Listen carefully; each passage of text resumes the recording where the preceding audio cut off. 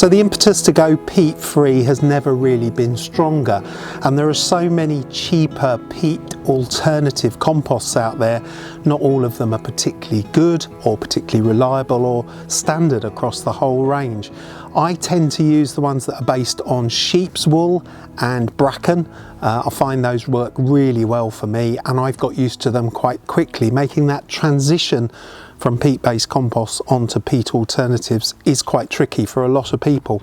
And if you look at a lot of the alternatives, you'll find that they are in fact very, very fibrous in their content. And that means that they don't always perform as you would want them. They either very, very free drained or they retain too much moisture. And there are a lot of fibres in here. And it's also partially decomposed, so it takes a while to break down and turn into something that is really useful as a good compost. So there's no such thing for me with a peat-free compost as having a multi-purpose peat-free compost, really. Don't think it exists. But being organic matter, that's a really good basis to add to things like loam or garden soil in appropriate quantities, so that you get a good mixture that's really suitable for growing plants in pots and containers.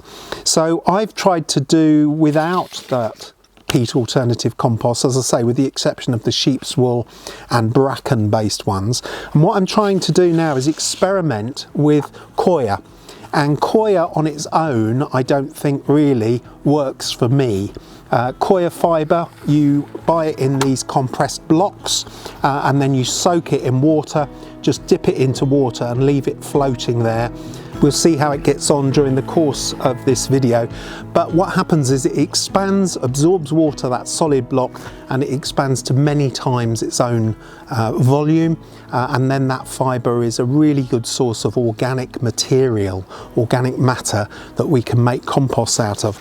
And what I've done is I've taken to using it in a mixture with loam, buying bagged loam or using my own garden soil sieved to take all the lumps out, and then mixing it in equal parts by volume, 50% coir, 50% loam, to make what is quite a heavy compost, but actually the fibrous nature of the coir keeps it nice and open, the structure, and then the density of the loam really is a good weight that gives the plants something beefy to get their roots into.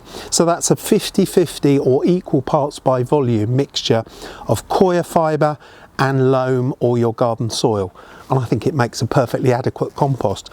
I then tailor that compost mixture, my own mixture, with other things, particularly coarse horticultural grit. I find this is a really useful way of adding mineral matter to a compost to open up the structure, keep it free drained, because remember that plant roots need air as well as they need moisture. So this coarse horticultural grit added to the compost in various quantities, really, depending on what you're growing.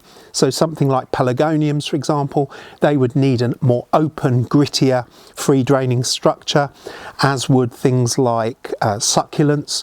So I would add probably this already mixed 50-50 coir and loam. I would mix this mixture with 50% grit for those sorts of things as well, so 50-50 mixture of that. But you could add just 1 part or a 25% addition of coarse horticultural grit to a 75% compost blend that you've made, and that would be suitable for a whole range of different plants. Meantime, let's have a look at how this coir fibre's doing. It's already begun to expand, it's doing really well.